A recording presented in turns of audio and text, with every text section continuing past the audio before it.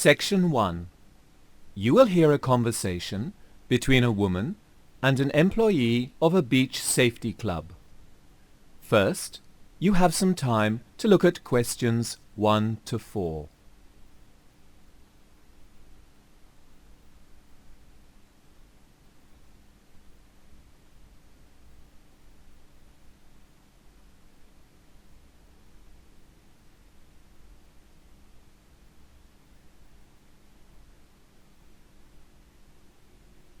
You will see that there is an example which has been done for you. On this occasion only, the conversation relating to this will be played first. Good morning. How can I help you? Oh, hi. Good morning. Well, I've recently moved back here from overseas and I'd like to inquire about enrolling my children in the club. I hear you have a great program for kids. Yes, we do. Our kids program is called the Beach Skippers Club and it's for 5 to 16-year-olds. Sounds great. My two are in the age range. What do I need to do to enrol them? Well, let me get your name first. Okay, it's Celia Hanworth. The woman gives her name, and it is Celia Hanworth, so that name has been written in the space. Now we shall begin. You should answer the questions as you listen, because you will not hear the recording a second time. Listen carefully and answer questions 1 to 4.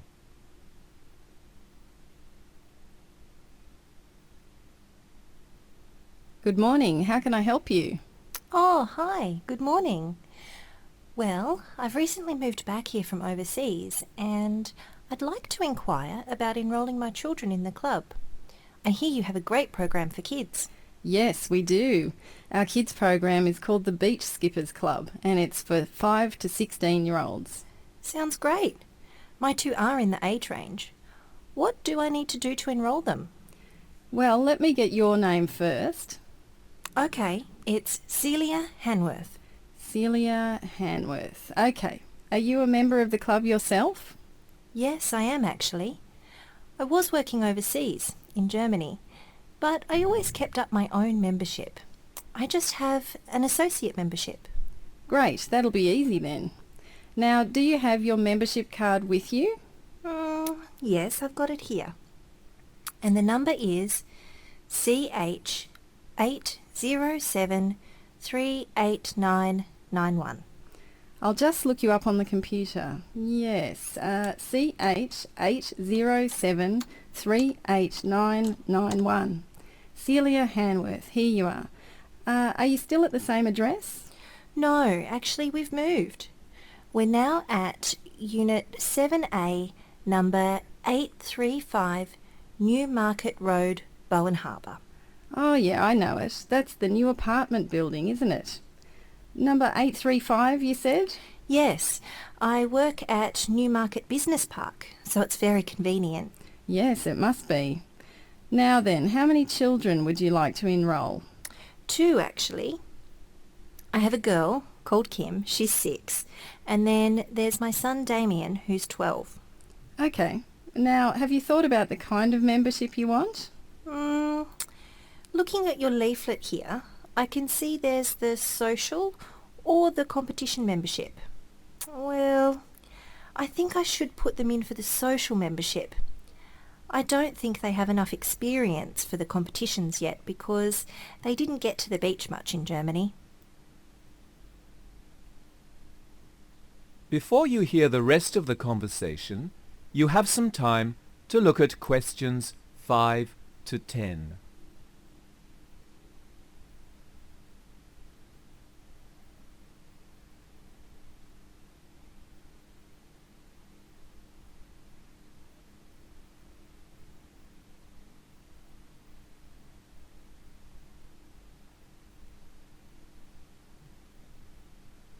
Now listen and answer questions 5 to 10. Okay, now let's just get some background about their swimming level and other sports. Have they taken any lessons and won any badges for swimming and water safety? Yes, they're both what I would describe as competent swimmers. They've both taken the water safety course and Kim reached the intermediate level. She's very proud of that. She's only 6 after all. And Damien reached the advanced level and then he went on to the water survival course and reached level 3 in that. Great. Well, they should both be okay. They've got the basics at least. Now, have they had any experience of water sports generally? Any surfing or kayaking? They have done some sailing. They used to sail small boats on a lake in Germany, but it's not the same as the ocean, is it? No, it's different when the waves are a bit bigger and there are tides to contend with. Are they into any other sports? Yes, they both go to athletics club at Newton Park. Kim has won a few events in her age group, like the long jump and so on. Damien used to be quite good too, but he's been suffering a bit with asthma, so he hasn't done so well recently. Oh, poor thing. Yes, I was going to ask you about medical conditions. I'll just note that down. So, Damien, what should I write? Mild? Chronic? Oh, it's just mild asthma, really. The swimming seems to help with it. Okay, that's everything. Oh, just one more thing. I assume English is spoken at home? We like to know if the kids have any other languages or cultures in their home life. Sure. Well, we use English mostly, but they both speak some Arabic as well, because my husband's from Lebanon, you know. Okay, got that. Well, that's all now. So you can bring them on Saturday 21st at 9 in the morning and we'll do a quick check on their swimming ability. Oh, and you can fix up the fee then. It'll be $160 for both of them. Oh, actually we can't come this Saturday. How about next Saturday? That's March 28th. Okay, great. I'll put you in for next Saturday. We'll look forward to meeting Damien and Kim. Thanks. They're so looking forward to it. That is the end of section 1. You now have half a minute to check your answers.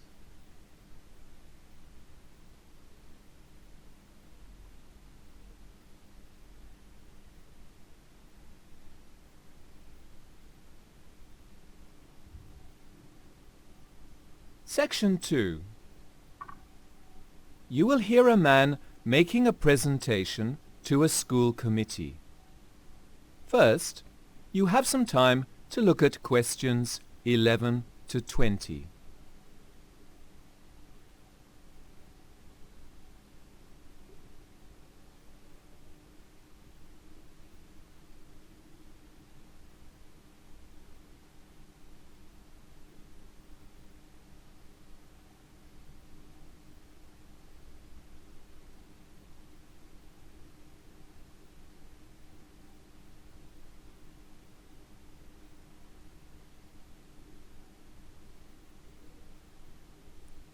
Now listen and answer questions 11 to 16.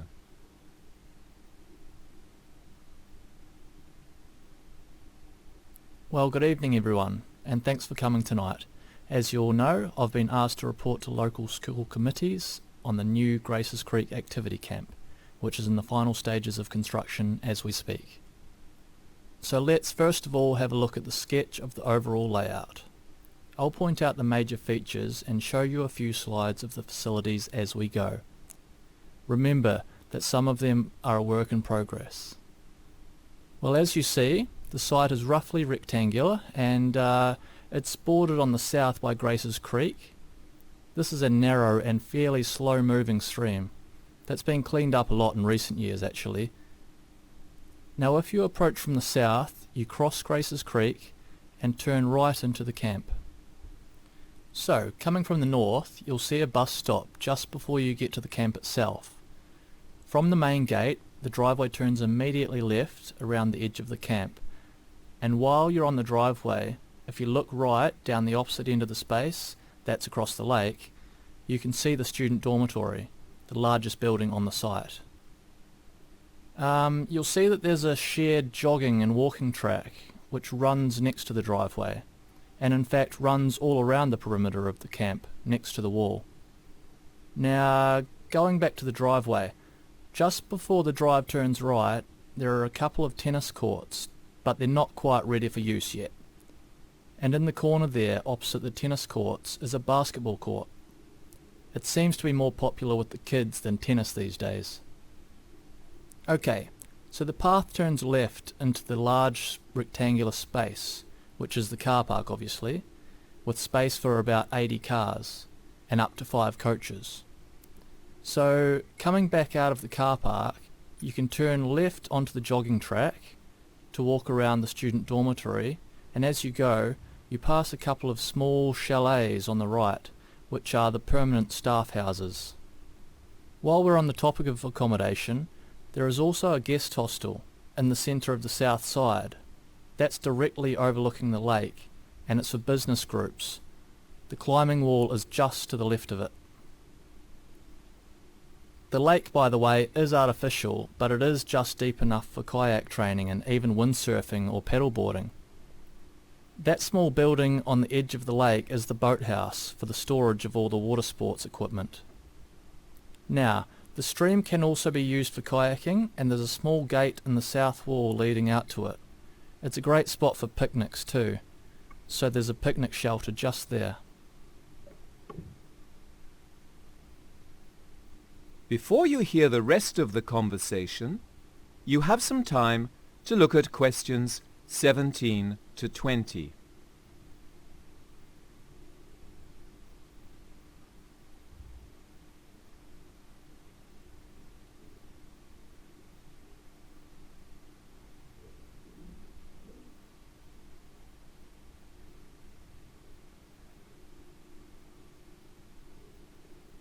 Now listen and answer questions 17 to 20. There are a few facilities which were in the original plans but haven't so far made it into the final design phase. We do have one building next to the dormitory which we're a bit unsure how to proceed with.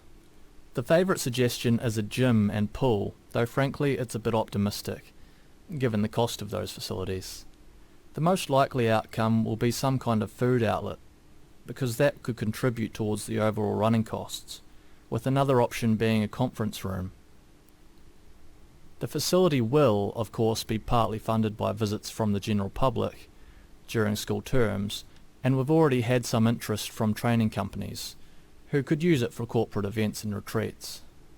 That will contribute a lot to the upkeep and development, because council funding won't cover everything, though it does cover the bulk of the ongoing expenses. Well, the site might seem a little far from most of the schools in the council area, but I should just mention that one of the attractions of this location was the easy road access and proximity to transport hubs. But not only that, the nearby Parkdale Forest has some excellent walking tracks and mountain bike trails. If there's a drawback, I'd say it's the lack of convenient shopping facilities within walking distance. It's going to be a great addition to the facilities available to everyone in the area, and it's the end result of a long consultation process with schools and the public. Now, we haven't been able to do everything that we wanted, not particularly because of budget constraints, but more because of the extent to which we were limited by the existing structures from previous commercial use. But we have listened to both the parents and the students who are going to use the facility. Now, I'm sure you'll have a lot of questions, so let's take a short break, and when we come back, we can open up the meeting for discussion. That is the end of section 2. You now have half a minute to check your answers.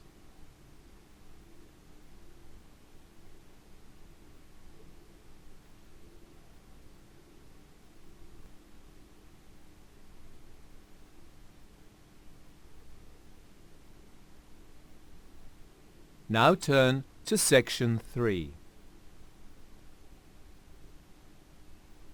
Section 3. You will hear a conversation between a professor and a researcher about road safety research. First, you have some time to look at questions 21 to 30.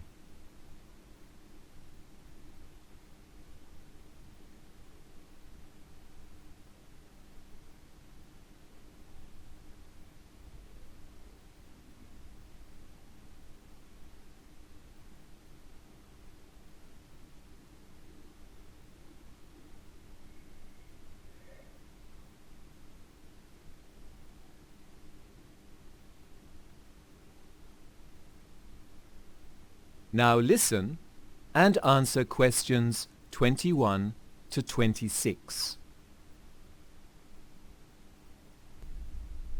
Well, thanks for coming in, Adam. It's nice to begin meeting some of the research team.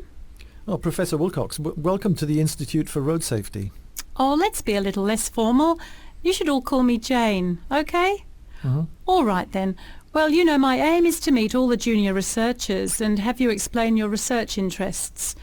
Of course, I've read some of your reports, but you may not have written up everything you're doing just yet. So, you've been looking into accident causation and mobile phone use, is that correct? Yes, that's right. I've been working with Jamila, and we think it's something we really have to get to grips with at the Institute, because there hasn't been enough research on distraction and accident rates. And now that mobile devices are so common, even among older age groups, we felt it was worthy of study. Right, so how have you approached the issue? Well, we've done a survey of the literature, of course, and looked into some of the main research methods, as well as different approaches to controlling mobile device use while driving. There seems to be some agreement that different research methods suit different kinds of research questions. So I'll explain some of our conclusions. One relatively new approach is to use driving simulators, rather like a giant video game where drivers are put through a controlled driving course and their reactions are monitored. Now, this allows researchers to test out their assumptions because they have complete control over the road conditions, of course, including weather and other vehicles. Simulators allow perfectly timed interruptions from incoming mobile phone calls or instructions to send a text and so on. But the simulator machines are very expensive and may not actually show reactions in real road conditions. Okay. So then there have been one or two limited studies of real observed driving using special police cameras. These are set up at specific road locations and drivers are secretly filmed as they pass the camera, with the registration plate not visible for privacy reasons. So this approach is good for showing us how people use handheld phones in particular.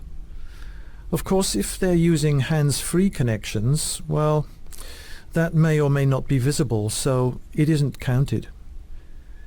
The reason that this is limited is that obtaining the rights to see and use the video footage is a legal nightmare. But it does allow for the gathering of group statistics, such as gender or approximate age divisions. Well, then the next approach is based on survey questionnaires. These are a bit more traditional, of course. There is the usual issue around the fact that participation is voluntary, so you may get some bias in the statistics, but they are useful for surveying large numbers of drivers and quick data analysis. You can incorporate questions on a wider range of topics, of course. The last method we've looked into is small group research, or focus groups, I should say. That's relatively easy to set up, and the major point in its favour is how revealing it can be about drivers' attitudes. Not only to phone use, but to some of the measures proposed to try to control their behaviour with mobile devices. You can get into some detail there, although the analysis and transcription takes time, and one must be careful not to generalise. I mean, the findings are not hard data after all, but more qualitative, really. Before you hear the rest of the conversation, you have some time to look at questions 26 to 30.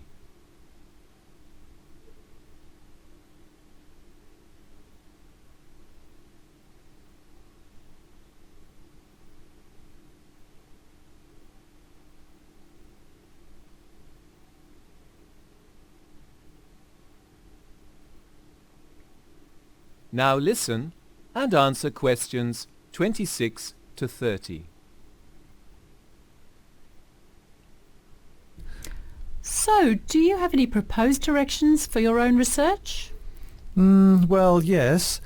For a while we were thinking of trying to put together a study of videos of observed driving in real conditions using the police cameras, as I mentioned. As I said, we did try to get access to the video footage, but access is so restricted that, well, we abandoned that idea. Then there's the driving simulator at the National University, which generates a lot of data. We don't have the resources to purchase time on this machine to set up our own study, but we have reached an agreement with the Human Sciences Department at the National University. That's good. Yes, we're going to share one of their sets of data so we can do our own analysis. We're looking at a particular group of drivers and their eye movements immediately after they receive a mobile call. We hope to send in a couple of articles to major journals out of this one. Then we put together a questionnaire on attitudes of drivers, in particular on attitudes to measures designed to prevent mobile phone use, such as punishments.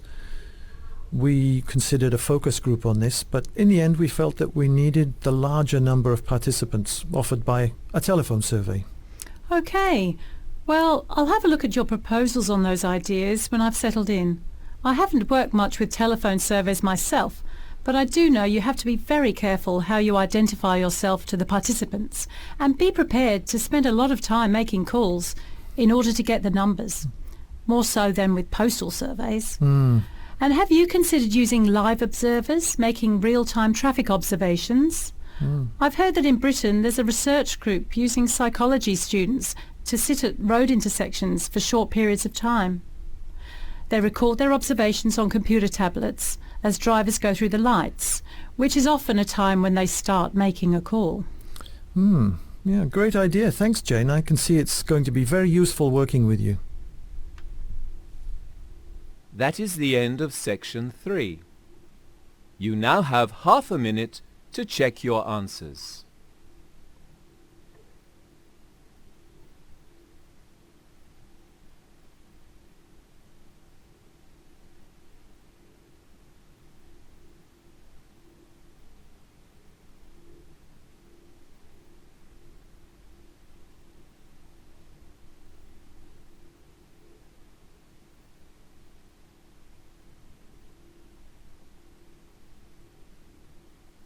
Section 4.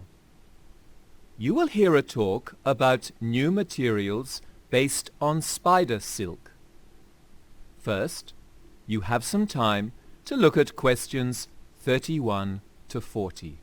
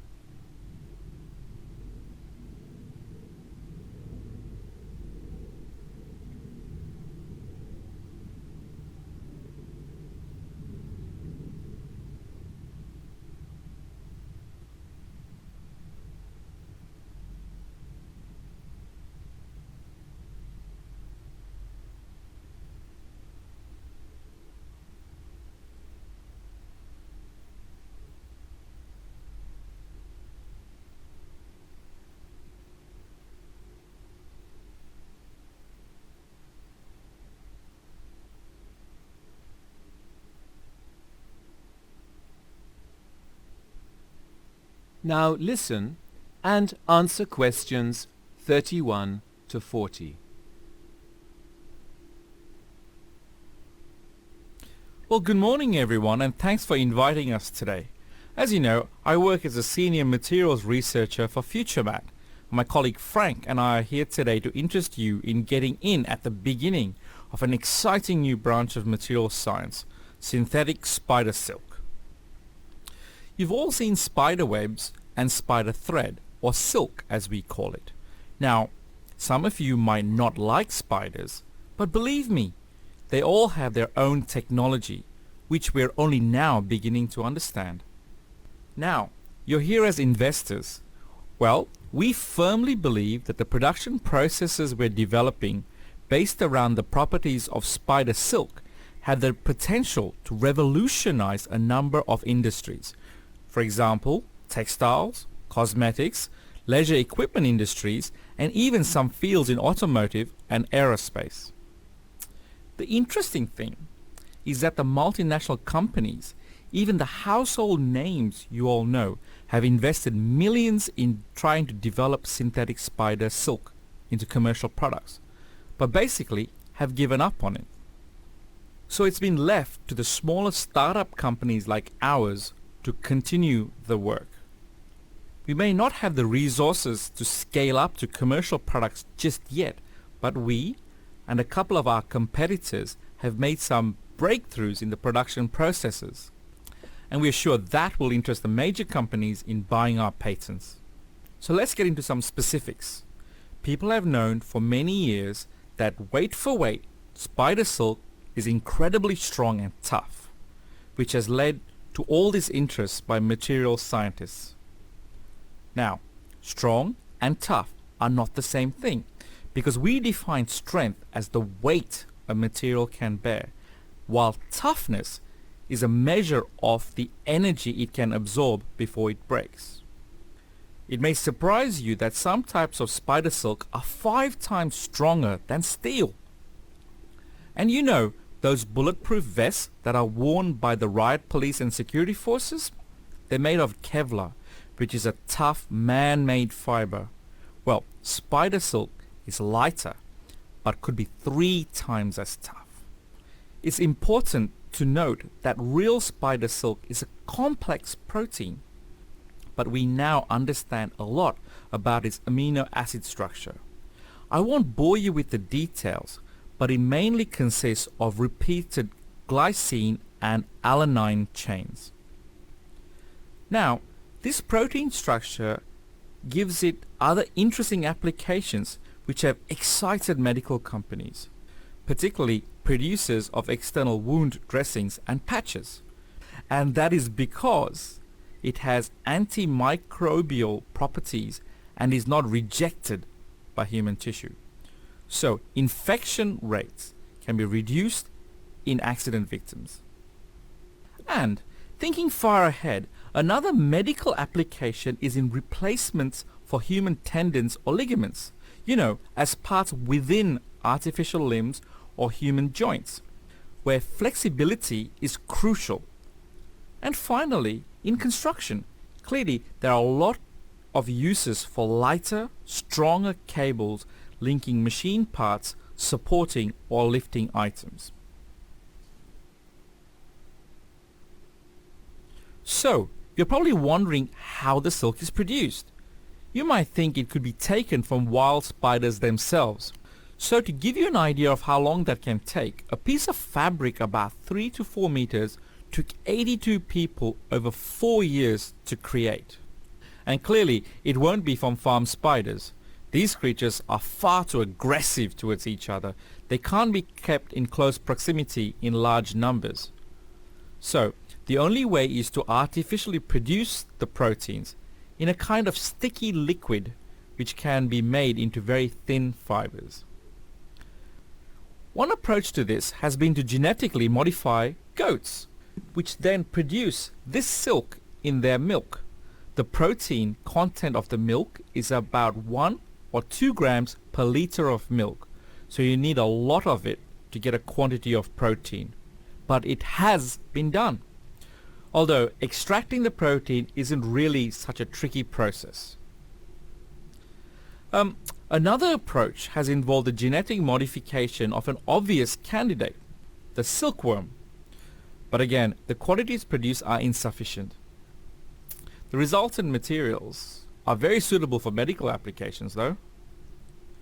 These days it seems a more reliable and very importantly scalable method is to directly modify bacteria such as the E. coli bacterium to produce the proteins in liquid form. There are a number of companies, and this is where we come in, working in this field. So we've shown you that it is indeed scalable. There are definitely some issues in going from raw proteins to usable silks, but the quantity is there. So now we've got the background, let's have a look at our proposals in more detail. Frank, could you start the video, please? That is the end of section 4. You now have half a minute to check your answers.